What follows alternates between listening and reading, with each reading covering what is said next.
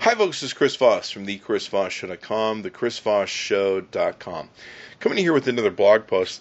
One thing I want to discuss with you, this is something that changed my life at a very early time in my life, and was a paradigm that I've used as an aspect to influence the decisions I make and how I shape my world, and charities, donations, etc., etc. And I'm going to share this with you here in a bit. It's a speech from Robert Kennedy in Cape Town, 1966. Last time I used it, I gave it to an old CEO 20 plus years ago that I used to work for, put it on his wall. And to me, it really exemplifies the effect, the change, the motivations, the influence that we have in our world. We all live within the confines of our neighborhood. We all have a tremendous effect on that which surrounds us in our most immediate room, whether it's the neighborhoods of the people that we influence each and every day, that we come in contact with every day, or in social media. Luckily, we can now influence and contact people around the world. And I've been lucky to have international clients around the world.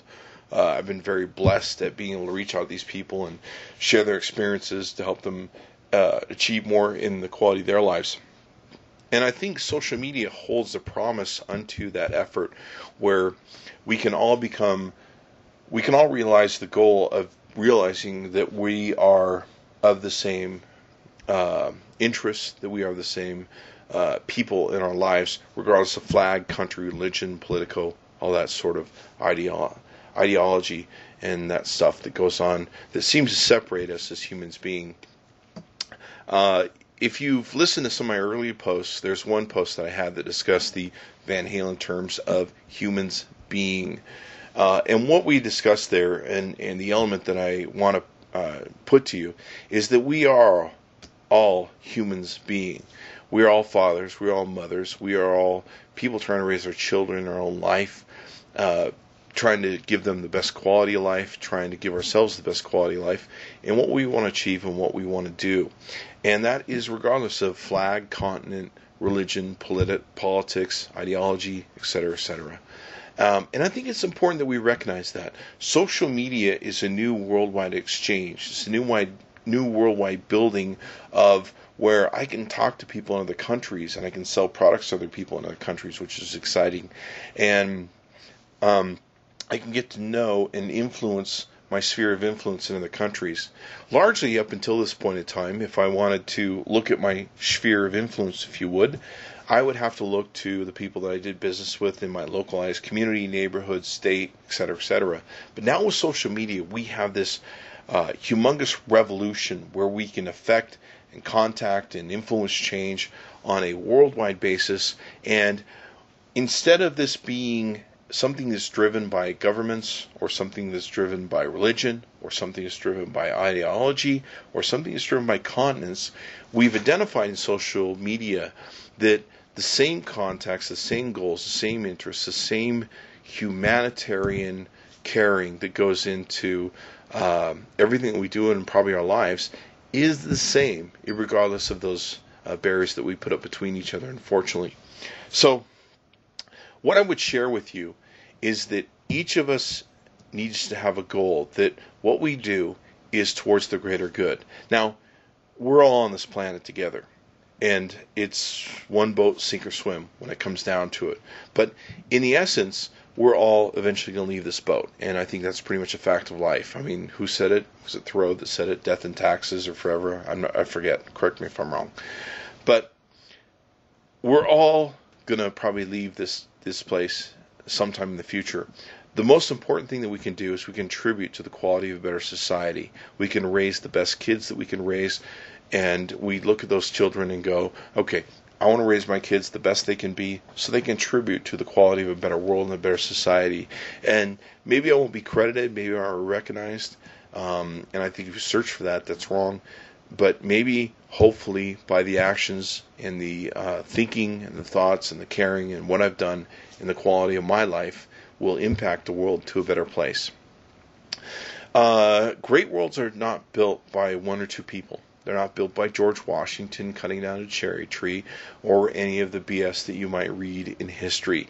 It's by the cumulative efforts of the quality of the social norm, the social people, the population, to build a better quality.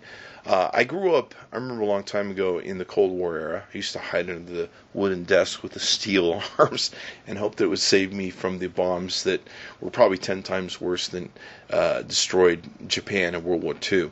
It was kind of a catharsis or kind of a joke or an irony that I would think that this simple desk would save me from those nuclear bombs, which they would not.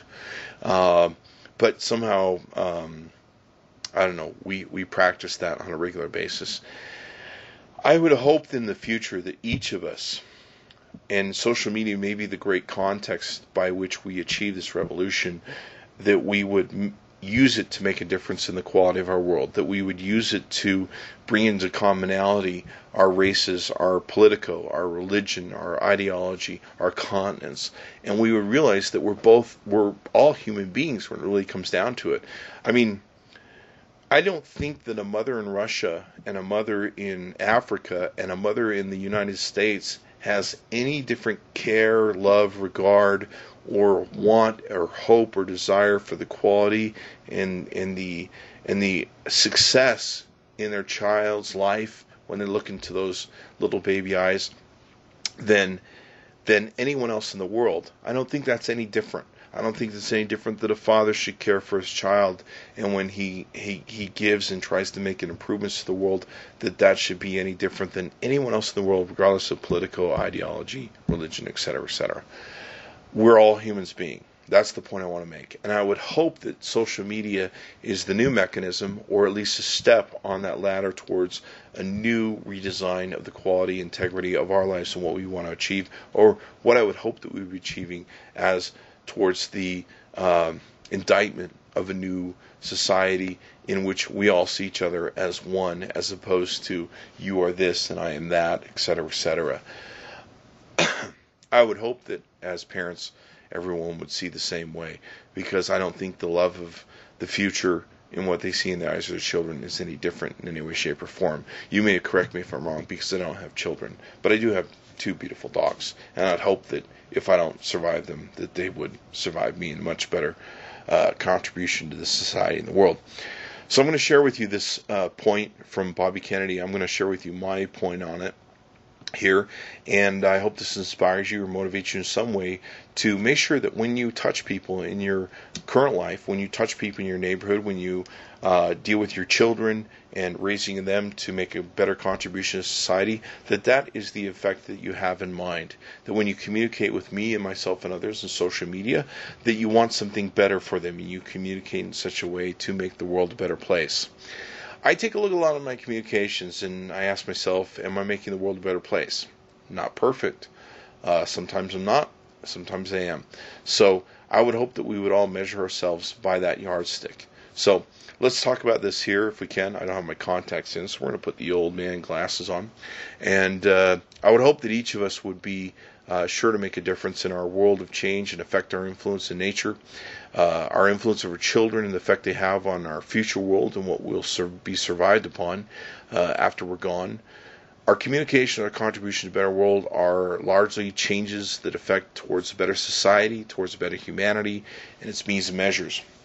Now I'm going to read to you one of my favorite quotes from Bobby Kennedy, 1966. This is the Cape Town speech, as it is known, a tiny ripple of hope. And I'll put a link to this below this video. Each time a man stands up for an ideal, he acts to improve the lot of others, or strikes out against injustice. He sends forth a tiny ripple of hope, and crossing each other from a million different centers of energy and daring, those ripples build a current which can sweep down the mightiest walls of both oppression and resistance. Like it or not, we all live in interesting times. There are times of danger and uncertainty, but they're also the most creative of any time in the history of mankind. And everyone here will be judged, will ultimately judge himself on the effort that he has contributed to building a new world society, and to the extent by which his ideals and his goals have shaped that effort. So, that's one of my favorite sayings by Bobby Kennedy. I want to share that with you here. I hope that hopefully that makes a positive influence or difference in your life. I would hope that as you take the course of your life from 9 to 5 or whatever your experience is, that you would realize that sometimes the difference that you can make in sometimes the smallest way in communication with each other is the thing that pays it forward, the thing that makes a difference, the thing that's good karma, and the thing that will improve the quality of your world someday in the future, in which you still may experience based upon how long they're getting us to live the longevity of our lives. Thank you for coming by the Chris Voss Show. I'm always honored that you spend this time with me, and I appreciate it. Good day. Bye-bye.